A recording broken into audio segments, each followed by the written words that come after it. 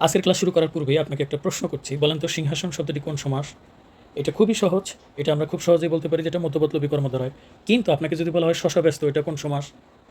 বলেন তো এটা কোন সমাস? এটা কিন্তু ৩৮তম বিসিএস প্রিলিমিনারিতে আসছে, সমাজসেবা অধিদপ্তর কর্মকর্তাতে আসছে। কি বলি, আপনি যেহেতু এই ভিডিওটা ওপেন করেছেন মানে আপনি হয়তো বিসিএস প্রাইমারি নিবন্ধন বা যে কোনো চাকরি প্রত্যাশী অথবা আপনি বিশ্ববিদ্যালয়ে ভর্তি পরীক্ষার জন্য প্রস্তুতি নিচ্ছেন। কাজে আপনাকে আমি অনুরোধ করব যে এগুলো তো আমরা সমাধান করবো ভিডিও শেষে, বিস্তারিত আলোচনা করব। কিন্তু ভিডিওর প্রথম ৫ থেকে ১০ মিনিট আপনি মনোযোগ দিয়ে দেখবেন, তাহলেই কর্মধারয় সমাজ সম্পর্কে আপনার চূড়ান্ত আইডিয়া হবে। আর পুরো ভিডিওটা যদি দেখেন তাহলে এই সম্পর্কিত আপনার আর কোনো প্রবলেমই হবে না। তো ভিডিও শুরুর পূর্বেই বলি যে আমার মা মাঝে মাঝে একটা কথা বলেন যে পুরুষ মানুষের আসল পরিচয় তার কর্মে বা মানুষের পরিচয় তার কর্মে। তখন আমি আমার মাকে বলতাম যে তাহলে ভালো মানুষ কারা আর মন্দ মানুষ কারা? তো আমার মা বলতেন যাদের কর্ম ভালো তারা ভালো মানুষ, আর যাদের কর্ম খারাপ তারা খারাপ মানুষ।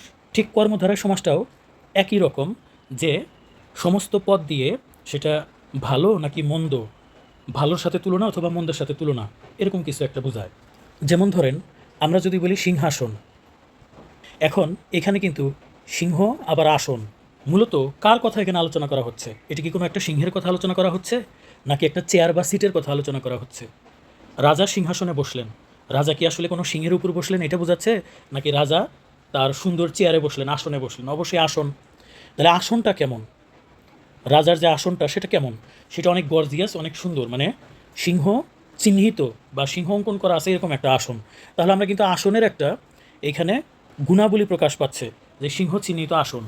তাহলে এটা কর্মধারায় সমাস হবে। এরকমই যখন আপনি দেখবেন যে একটা কিছু কোনো ব্যক্তি বা বস্তুর গুণাবলী প্রকাশ পাচ্ছে বা দোষ প্রকাশ পাচ্ছে, অথবা গুণাবলীর কোনো একটা সুন্দর জিনিসের সাথে তুলনা করছে, অথবা কোনো একটা নিকৃষ্ট জিনিসের সাথে তুলনা করছে, এই দোষ বা গুণ ধরা বা ভালো জিনিসের সাথে তুলনা করা, মন্দ জিনিসের সাথে তুলনা করা, এগুলো সবই হবে কর্মধারয় সমাস। আমরা যদি আরেকটা এক্সাম্পল নিয়ে আলোচনা করি, যেমন ধরেন নীলাকাশ। এই নীলাকাশ দিয়ে আসলে কি বোঝানো হয়েছে? এটা কিন্তু আকাশকে বোঝানো হয়েছে, নীল রঙকে কিন্তু বোঝানো হয় নাই, মূলত আকাশ। এখন আকাশটা কেমন, তার গুণাবলীটা কেমন? সেটা কি কালো রঙের আকাশ, লাল রঙের আকাশ, হলুদ রঙের আকাশ? তো এটা নীল রঙের আকাশ। তাহলে আকাশের গুণাবলী কিন্তু এখানে প্রকাশ পাচ্ছে। তাহলে আমরা বুঝতে পারছি যে এইখানে মূলত একটা নাউন থাকে আর একটা অ্যাডজেক্টিভ থাকে। যেমন আমরা ইংরেজিতে বলি গুড বয়, খেয়াল করেন গুড বয়। তাহলে এই যে নাউনের পূর্বে যে শব্দটা থাকে সেটা সাধারণত কী হয়? অ্যাডজেক্টিভ হয়। তাহলে যে আকাশ একটা নাউন, তার পূর্বে যে নীল, এটা কিন্তু একটা অ্যাডজেক্টিভ। কর্মধারয় সমাসে বেশিরভাগ ক্ষেত্রে দেখবেন যে নাউন থাকবে একটা, অ্যাডজেক্টিভ থাকবে একটা। আবার সবসময় যে নাউন শেষে থাকবে আর অ্যাডজেক্টিভ আগে থাকবে এরকমটা না। অনেক সময় কিন্তু নাউনটা পূর্বে থাকতে পারে, অ্যাডজেক্টিভটা বিশেষণটা পরে থাকতে পারে। কখনো কখনো নাউন নাউন হতে পারে, কখনো কখনো অ্যাডজেক্টিভ অ্যাডজেক্টিভও হতে পারে। তার আগে বলে নিচ্ছি, এখানে কিন্তু সিংহ চিহ্নিত আসন যেটা, যে সিংহাসন, এটা কিন্তু দেখেন মূলত আসনটা কেমন সেই রূপটা প্রকাশ পাচ্ছে, নীল আকাশ, আকাশটা কেমন সেই ধরনটা প্রকাশ পাচ্ছে। তারপরে হচ্ছে তুষার শুভ্র, তুষারটা কেমন, এটা সাদা শুভ্র, তার সাথে তুলনা করা হচ্ছে, অর্থাৎ এখানে কিন্তু এটা কিন্তু নাউন অ্যাডজেক্টিভের মতো হয়ে গেছে। আবার এখানে মুখ চণ্ড, মুখটা কেমন, চণ্ডের মতো। আমি বলেছি না যে ভালো জিনিস বা মন্দের জিনিসের সাথে তুলনা করা বা ভালো বা মন্দ প্রকাশ করা, সেগুলো হচ্ছে কর্মধারয় সমাস। ক্রোধানল, মানে ক্রোধ মানে রাগ, আর অনল মানে একদম আগুনের মতো, আগুনের মতো রাগ উঠছে। তো বলছি না এরকম তুলনা হলে সেগুলো হবে কর্মধারয় সমাস। তাহলে এখান থেকে আমরা আরও কিছু সিদ্ধান্ত নিতে পারবো, সেটা হচ্ছে আকাশটা যেহেতু মেন, তারপরে সিংহাসনের আসনটা যেহেতু মেন, তাহলে এখানে পরপদ প্রদান, এটাতে কী হবে? পরপদ প্রদান, এবং বিশেষণ এবং বিশেষ্য মিলে হয়, সেটা তাহলে আমরা বুঝতে পারছি। এখন পরপদ প্রদান এটা আমরা কীভাবে মনে রাখবো? আপনাদেরকে একটা ক্লু দিয়েছিলাম না, মনে আছে? দ্বিতকে গাই পরকালের গান। এই দ্বিতকে গাই পরকালের গান, তার মানে দ্বিগু তৎপুরুষ এবং কর্মধারয়, এগুলো হচ্ছে পরকাল মানে পরপদ প্রদান। তো এইভাবে একটু মনে রাখবেন, না হলে আমরা যতই পড়ি না কেন চাকরি পরীক্ষায় একটা কনফিউশন তৈরি হয়ে যায়। তাহলে যে দ্বিতকে কর্মধারয়, তাহলে কী হবে? পরপদ প্রদান হবে। আমাদের কিন্তু চাকরি পরীক্ষার বা অ্যাডমিশনে কোন সমাসের কোন পদ প্রদান এই সম্পর্কিত কিন্তু প্রশ্ন আসে। কর্মধারয় সমাসকে আমরা বেশ কয়েকটা ভাগে ভাগ করতে পারি। তার ভিতরে একটা হচ্ছে উপমান। কি উপমান? উপমান মানে কি? মানে কারোর সাথে মানে তুলনা করবে অবশ্যই। একইভাবে উপমিত, তাহলে উপমিতটা কি? উপমিতটাও তুলনা করবে। এখন আসেন, দুইটাই তো তুলনা করবে, তাহলে পার্থক্যটা কোন জায়গায়? পার্থক্য আছে। যেমন ধরেন আমরা যদি বলি তুষার শুভ্র, এই তুষার মানে কি? বরফ, শুভ্র মানে কি? সাদা। তাহলে বরফ কেমন হয়? বরফ তো সাদাই হয়। তাহলে এই যে সত্য একটা ঘটনা, সেটাকে আমরা উপমান বলবো। আবার যদি আমরা বলি অরুণ রাঙা, অরুণ মানে সূর্য, রাঙা মানে রঙিন। সূর্য কেমন হয়? সূর্য তো রঙিনই হয়, তাই না? সকালে ঘুম থেকে উঠে আমরা যখন সূর্য দেখি তখন খুব ভালো লাগে না দেখতে, লাল রঙের একটা ইয়ে। তাহলে এই যে এইভাবে যদি সত্যি মনে হয় সেগুলোকে আমরা বলবো উপমান। আর উপমিত, আমার ছোট ভাগ্নি, ও ও মাঝে মাঝে আমাকে বলে তুমি মিথ্যা কথা বলো কেন, হয়েছে মিতা, এই মিতা মানে মিথ্যা। তার মানে উপমিত থেকে মনে রাখবেন এটা মিথ্যা তুলনা হয়। যেমন আমরা যদি বলি মুখ চন্দ্র, তো তুলনা হলে সেটা কর্মধারা। আমি তো আগেই বলছি, আমরা অনেক সময় গার্লফ্রেন্ডের প্রশংসা করার সময় বলি তুমি চাঁদের চেয়েতেও সুন্দর, তুমি অমুক তমুক হ্যান ত্যান। এরকম যত তুলনা করা হবে সেগুলো সবই কিন্তু কর্মদ্বারায় হবে, তবে তুলনার কোনোটা উপমানে পড়বে, কোনোটা উপমিততে পড়বে। এখন দেখেন মুখ চন্দ্র, এটা একটা মিথ্যা কথা না? দেখেন তো আপনার গার্লফ্রেন্ডের মুখ আর চন্দ্র আসলেই দুইটা একই জিনিস কিনা? তো তাহলে যে মুখচন্ড এটা কিন্তু উপমিত হবে, যেগুলো মিথ্যা তুলনা সেগুলোকে আমরা উপমিত বলবো। আবার যদি বলি সিংহ পুরুষ, এই যে বাংলাদেশ ক্রিকেট খেলে না, আমরা বলি টাইগার, হ্যাঁ টাইগার ফাটাইয়ে দিছে, তা আসলে কি ওনারা টাইগার? মাঝে মাঝে তো বিড়ালের মতো মনে হয়, তাই না? আমি যে ভিডিওটা মেক করছি তখন জিম্বাবুয়ে খেলতে গেছে এবং ইনিংস ব্যবধানে হারছে, আবার ওয়ানডেতে 140-এর মতো রান করে জিততে পারে নাই আমাদের এই টাইগাররা। যাই হোক, এই যে আমরা তুলনা করি সেগুলো কর্মদ্বারা হবে। এখন দেখেন তো, কোনো একজন পুরুষ খুবই শক্তিশালী আর সাহসী, তখন আমরা তাকে বলি সিংহ পুরুষ। কিন্তু আদৌ সিংহ কি একজন পুরুষ, বা পুরুষ কি একজন সিংহ, অর্থাৎ সাধারণ একজন পুরুষ মানুষ আর সিংহ কি সেম? তাহলে এই যে এই ধরনের যদি আমরা তুলনা করি সেগুলো কি হবে? উপমিত। এখান থেকে আরও একটা বৈশিষ্ট্য সম্পর্কে আমরা জানবো। যেমন ধরেন তুষার শুভ্র, শুভ্র মানে হলো সাদা, তাই না? তাহলে এইখানে কিন্তু নাউন এবং অ্যাডজেক্টিভের কম্বিনেশন হইতেছে। যেমন অরুণ, অরুণ হলো সূর্য, এটা নাউন। আবার রাঙা, রাঙা মানে কালারফুল, রঙিন, তাই না? তাহলে এটা অ্যাডজেক্টিভ।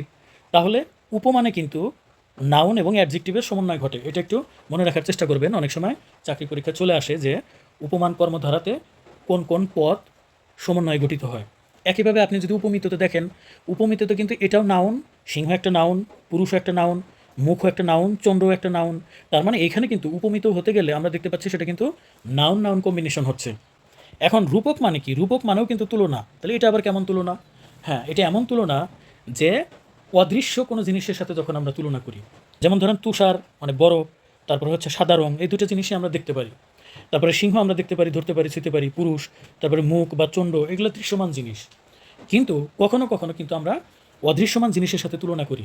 যেমন ধরেন আমরা বললাম মন মাঝি। এখন এই যে মন মাঝি যে বললাম, এই মনটা কি দেখা যায়, ধরা যায়, ছোঁয়া যায়, গোনা যায়, পরিমাপ করা যায়? যায় না। এইভাবে তুলনা করব তখন কিন্তু সেগুলো হবে রূপক কর্মধারয়। আবার ধরেন আমরা যদি বলি ক্রোধানল, ক্রোধ, এই ক্রোধানলের এই ক্রোধ, এই ক্রোধ কিন্তু ধরা জানা, ছোঁয়া জানা, পরিমাপ করা জানা, দেখা জানা। কিন্তু অনল, আগুন ধরলে কিন্তু সেটা দৃশ্যমান দেখা যায়। তাহলে যখন আমরা দৃশ্যমান কোনো বস্তু আর একটা অদৃশ্যমান বস্তুর সাথে এইভাবে আমরা তুলনা করব, তখন সেগুলোকে কিন্তু আমরা রূপক কর্মধারয় বলবো। আমাদের 3 নম্বরের রূপক কর্মধারয় সম্পর্কে মোটামুটি আইডিয়া পেলাম। এবার আসেন মধ্যপদলোপী নিয়ে একটু কথা বলি। মধ্যপদলোপী মানে বুঝতে পারছেন যে জাস্ট শুধু মধ্যের পদটা আমরা বাদ দিয়ে দিব। যেমন সিংহ চিহ্নিত আসন, এখানে চিহ্নিত শব্দটা যদি আমরা বাদ দিয়ে দিই তাহলে সিংহাসন হয়ে গেল। এগুলোকে বলে মধ্যপদলোপী কর্মধারয়। এখন কিছু কিছু আছে যেগুলা উপমান, উপমিত, রূপক বা মধ্যপদ লোপ পায় এরকম না, সেগুলোকে আমরা বলি সাধারণ কর্মধারয়। যেমন ধরেন নীল আকাশ। এখন নীল আকাশ তার মানে নীল যে আকাশ। এখন আপনি প্রশ্ন করতে পারেন এখানে যেটা তো লোপ পাইলো, এই যে যিনি, সে, তিনি, এইগুলা কিন্তু মধ্যপদ লোপী বলা যাবে না। মধ্যপদ লোপী বলতে গেলে একটা পূর্ণাঙ্গ শব্দ হইতে হবে। যেমন এই যে চিহ্নিত, সিংহ চিহ্নিত, এই শীটটা একটু আমরা দেখি। এখানে কিছু মূল কথা বলা হয়েছে, যেখানে বিশেষণ, দোষ, গুণ বা বিশেষণ ভাবাপন্ন পদের সাথে যে ওই কথাই যে অ্যাডজেক্টিভ এবং নাউনের সমন্বয়ে মূলত কর্মদ্বারয় সমাস গঠিত হয়। এখানে কিছু ট্রিক্স আছে। সাধারণত যে, যিনি, তিনি, এই শব্দগুলো ব্যবহার করে আমরা ব্যাস বাক্য গঠন করি। যেমন এখানে দেখেন নীল পদ্ম, তাহলে নীল পদ্ম, পদ্মটা মেন, পদ্মটার এখানে কিন্তু গুণাবলী প্রকাশ পাচ্ছে যে নীল রঙের পদ্ম, সুতরাং এটা কর্মধারয় সমাস হবে। তো মধ্যপদলোপী কর্মধারয় দেখেন মধ্যপদ, যেমন আমরা অলরেডি আলোচনা করেছি, কাজে এখানে শুধু এক্সাম্পলগুলো দেখি। যেমন সিংহ চিহ্নিত আসন, আপনি চিহ্নিত বাদ দেন হয়ে যাবে সিংহাসন। সাহিত্য বিষয়ক সভা, বিষয়কটা বাদ দেন তাহলে হবে সাহিত্য সভা। স্মৃতি রক্ষার্থে সৌধ, তাহলে এই যে এখানকার মাঝখানের পদটা বাদ দেন তাহলে স্মৃতিসৌধ। পল মিশ্রিত অন্ন, তাহলে মিশ্রিত শব্দটা বাদ দেন তাহলে হবে পলান্ন। তাহলে এই সবগুলো হচ্ছে মধ্যপদলোপী কর্মধারা। এবং এই কর্মধারাগুলোতে কিন্তু বুঝতেই পারতেছেন যে কোনো একটা বিষয় বা কোনো একটা বস্তুর গুণাবলী প্রকাশ পাচ্ছে তার পূর্বের শব্দ দিয়ে। এবার 2 নাম্বার আছে দেখেন উপমান কর্মধারয়। তো উপমান কর্মধারয় আমি আলোচনা করেছি, এই শীটটা আপনি চাইলে কমেন্টে জানাবেন, আমি ফ্রিতে দিয়ে দিব। তো উপমান কর্মধারয় আমরা জানি যে বিশেষ্য এবং বিশেষণ এই দুটোর সমন্বয়ে হয়। যেমন ধরেন ভ্রমর কৃষ্ণ, তো ভ্রমর তো কৃষ্ণ রঙেরই হয়, তাই না? তাহলে এখানে ভ্রমর হলো নাউন, আর কৃষ্ণ এটা যে শব্দ শুনলে আপনার মন খারাপ হয় বা মন ভালো হয় সেগুলো অ্যাডজেক্টিভ। কৃষ্ণ বললে আপনাকে যদি বলা হয় কৃষ্ণ বা কালো, আপনি মন খারাপ করবেন না, তাহলে সেটা হলো অ্যাডজেক্টিভ। তার মানে মূলত বিশেষ্য এবং বিশেষণের সমন্বয় এগুলো গঠিত হয়, যেটা আমি অলরেডি আলোচনা করেছি। এবং মজার ব্যাপার হচ্ছে যে এগুলোর ব্যাস বাক্য যদি আপনি করতে চান তাহলে মাঝখানে ন্যায় আনলেই কিন্তু হবে। যেমন ভ্রমর কৃষ্ণ, তার মানে ভ্রমরের ন্যায় কৃষ্ণ। তারপরে তুষার শুভ্র, তাহলে তুষারের ন্যায় শুভ্র। অরুণ রাঙা, অরুণ রাঙা মানে হচ্ছে উড়নের মতো রাঙা বলে বা উড়নের ন্যায় রাঙা। তারপরে শশব্যস্ত, শশব্যস্ত মানে খরগোশ, খরগোশ খুবই ব্যস্ত থাকে না, এই জন্য শশকের ন্যায় ব্যস্ত, শশাব্যস্ত। এই সবগুলাই কিন্তু মানে বাস্তব তুলনা বা সত্য তুলনা ধরে নেওয়া যায়, এবং বা এভাবে বলতে পারেন সবগুলোতে নাউন এবং অ্যাডজেক্টিভের সমন্বয় হয়েছে, সুতরাং এগুলো হচ্ছে উপমান। আর উপমিত, মিত মানে মিথ্যা, তার মানে মিথ্যা তুলনা হবে। এবং দেখেন এখানে বলছে চণ্ডমুখ, তাহলে মুখ চণ্ডের ন্যায়, মুখ কোনোদিন চণ্ডের মতো হয় না। তারপরে সিংহ পুরুষ, পুরুষ সিংহের ন্যায়, এখানে কিন্তু ন্যায়টা শেষে চলে যায়, খেয়াল করছেন? ব্যাসবাক্যে ন্যায় আসে, উপমানে সাধারণত মাঝখানে ন্যায় আসে, আর উপমিততে শেষে ন্যায় আসে। বাহুলতা, তারপর বাহুলতার ন্যায়, দেখেন তো আপনার হাতটা কি লতা পাতার মতো। তারপর হচ্ছে আখিপদ্ম, আখিপদ্মর ক্ষেত্রে আপনার চোখ কি পদ্মের মতো না। এই যে এই ধরনের তুলনাগুলোকে আমরা বলি উপমিত, যেগুলো মিত মানে মনে মনে রাখবেন মিথ্যা। এবং এইখানে নর্মালি কী কী হয়, যেমন সিংহ পুরুষ, নাউন নাউন কিন্তু তুলনা হয়। আমি নাউন নাউন কেন বলি, যাতে আপনি দ্রুত গ্রিপ করতে পারেন জিনিসটা। রূপকর্মধারায়, রূপকর্মধারা হচ্ছে একটা কাল্পনিক, যেটা দেখা যায় না, ধরা যায় না, আর একটা উপস্থিত বা বাস্তব জিনিসের সাথে যখন আমরা তুলনা করি। যেমন ক্রোধানল, এখানে যে ক্রোধ এবং অনল এই দুটোর সাথে তুলনা হচ্ছে। তাহলে দেখেন রাগ দেখা যায় না, কিন্তু আগুন দেখা যায়। তারপরে বিষাদ সিন্ধু, তার মানে বিষাদ রূপ সিন্ধু, সিন্ধু মানে সাগর, সাগর আপনি দেখতে পারবেন, কিন্তু একজনের বিষাদ ধরা জানা, ছোঁয়া জানা বা পরিমাপ করা যায় না। তারপরে মন রূপ মাঝি, মন মাঝি, মন মাঝি, মাঝি দেখা যায়, ধরা যায়, ছোঁয়া যায়, কিন্তু মনকে ধরতে পারি না, ছুঁতে পারি না, দৃশ্যমান নয়। একইভাবে জীবন তৈরি, রূপক কর্মধারয় সমাসের ব্যাসবাক্য করা খুবই সহজ, আপনি শুধু মাঝখানে রূপ নিয়ে আসবেন। সর্বশেষ সাধারণ কর্মধারা, সাধারণ কর্মধারা কোনগুলা, যেগুলো উপমান, উপমিত, রূপক কোনোটাই নয় বা মধ্যপথলোভী নয়, বাকি সবগুলোকেই আমরা সাধারণ কর্মধারয় সমাস বলতে পারি। সাধারণত যে, যিনি, যে, যা, যা, তা, এইগুলো থাকে সাধারণ কর্মধারাইতে। সাধারণ কর্মধারায় এখানে কিছু ট্রিক্স দেওয়া আছে দুটি বিশেষণ পদে, যেমন যে চালাক সেই চতুর, চালাক চতুর। আমি একটু দ্রুত করি কারণ এগুলো সহজ আছে। দুটি নাউন, যেমন যিনি জজ তিনি সাহেব, জজ সাহেব। তারপরে কাজের পরস্পর বোঝাতে আগে ধোয়া পরে মশা, ধোয়া মশা। তো এই যে পদ্মর কেমন সেটা বোঝাচ্ছে নীল পদ্ম। বিশেষণ থেকে আসা কিছু উদাহরণ আমরা দেখি, যেমন জজ সাহেব, আমরা একটু আগে দেখলাম যিনি জজ তিনি সাহেব, এটা হচ্ছে সাধারণ কর্মধারয়। এটা কিন্তু অনেকগুলো পরীক্ষা অলরেডি চলে আসছে। কদাচার, কদাচারের ক্ষেত্রে কিন্তু যে আচার সেটা হচ্ছে কদাচার, এবং এটা সাধারণ কর্মধারয়। এরপর হচ্ছে আলু সিদ্ধ, আলু সিদ্ধ হচ্ছে সিদ্ধ যে আলু, এই যে যিনি এরকম যদি থাকে, এগুলো হচ্ছে সাধারণ কর্মধারয়। এরপরে দেখেন চাকরি পরীক্ষার জন্য বিশেষ কিছু টিপস, এগুলো একটু দেখে নিতে পারেন। সেটা হচ্ছে যে এই যে দেখেন সুন্দরী শব্দ, এটা কিন্তু একটা স্ত্রীবাচক শব্দ, তাই না? কিন্তু সমাসবদ্ধ শব্দে সেটা কিন্তু পুরুষবাচক শব্দ হিসেবে ব্যবহার করতে হয়। এখানে সুন্দরী থাকলেও সমস্ত পদে কিন্তু সুন্দরী হবে না, সেটা হবে সুন্দরলতা। দেখেন ছিল সুন্দরী যে লতা, সেটা হয়ে গেল সুন্দরলতা। আবার দেখেন এই যে মহতি, এটা হচ্ছে স্ত্রীলিঙ্গ, কিন্তু সমাসবদ্ধ পদে কিন্তু সেটা স্ত্রীলিঙ্গ আর থাকে না, সেটা হয়ে যায় মহাকৃতি। একইভাবে যদি কু থাকে আমাদের ব্যাসবাক্যে, আমাদের কিন্তু সমস্ত পদে সেটা কিন্তু পদে পরিণত হয়। যেমন কু যে অর্থ, কদ অর্থ, এই যে কদ চলে আসছে। কু যে আচার, কদাচার, এই যে কদ চলে আসছে। এই বিষয়গুলো একটু জানা থাকলে ভালো হয়।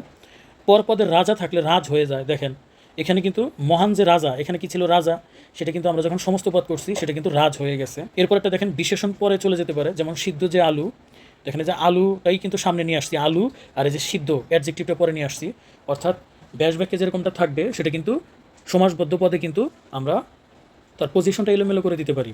একইভাবে অদম যে নর, তাহলে যে নটা নাউনটা সামনে নিয়ে আসবো, নরাধম, এই যে অদমটা পরে চলে যাবে। এই বিষয়গুলো কিন্তু আপনাকে খেয়াল রাখতে হবে। এখন আসেন আমরা বিভিন্ন চাকরি পরীক্ষার প্রশ্ন সমাধান করি। যেমন সিংহাসন, সিংহ চিহ্নিত আসন আমরা অলরেডি পড়েছি, এটা মধ্যপথলোভী কর্মধারয়, ব্যাখ্যাগুলো আপনারা পড়ে নেবেন। শশব্যস্ত, শশব্যস্ত মানে কি, খরগোশ খুবই ব্যস্ত না, তার মানে কি এটা একটা বাস্তব উদাহরণ, তাহলে এটা হবে উপমান কর্মধারয়। একইভাবে দেখেন ক্রোধানল, এই যে ক্রোধ আর অনল, অনল দেখা যায়, ক্রোধটা দেখা যায় না, এরকম থাকলে কিন্তু রূপক হয়। তো ব্যাখ্যাটা আপনারা পড়ে নেবেন, এই শীটটা যদি নিতে চান নিয়ে পড়ে নিতে পারেন। নিচের কোনটি উপমিত, উপমিত মানে মিথ্যা, মিথ্যা, এই যে মিথ্যা কথা বলো আমার ভাগ্নি বলে না, সেভাবে মনে রাখবেন। এটা তাহলে কোনটা, এই যে সিংহ পুরুষ, তো পুরুষ বা সিংহ দুটো কি কোনো মিল আছে, একটা অহেতুক তুলনা। তারপরে মহাকৃতি, দেখেন এই যে মহাকৃতি, এটা কিন্তু পুরুষবাচক শব্দতে মহা হয়, কিন্তু ব্যাসবাক্যে কিন্তু মহতি ব্যবহার করেছিলাম আমরা। এই যে খ নাম্বারটা, এটা কিন্তু একটু কঠিন ছিল, মহতি যে কৃতি। তো এরপরে এই শীটে কিন্তু শুধুমাত্র কর্মধারায় থেকে প্রশ্ন যুক্ত করেছি এখানে আমরা, কিন্তু এই শীটে কিন্তু কর্মধারায় সহ সকল প্রকার পদেরই কিন্তু আরও অনেক প্রশ্ন সংযুক্ত করেছি, যেই প্রশ্নগুলো বিসিএস, নিবন্ধন, প্রাইমারি সব বিভিন্ন পরীক্ষায় আসছে। কাজে এই শীটটা আপনি সংগ্রহ করতে চাইলে আমার কাছ থেকে নিয়ে নিতে পারবেন। তাছাড়া ভিডিওগুলো প্লেলিস্ট অনুসারে দেখলে আপনি কিন্তু সমাজ থেকে যে কোনো পরীক্ষায় যে কোনো প্রশ্ন আপনি পারবেন।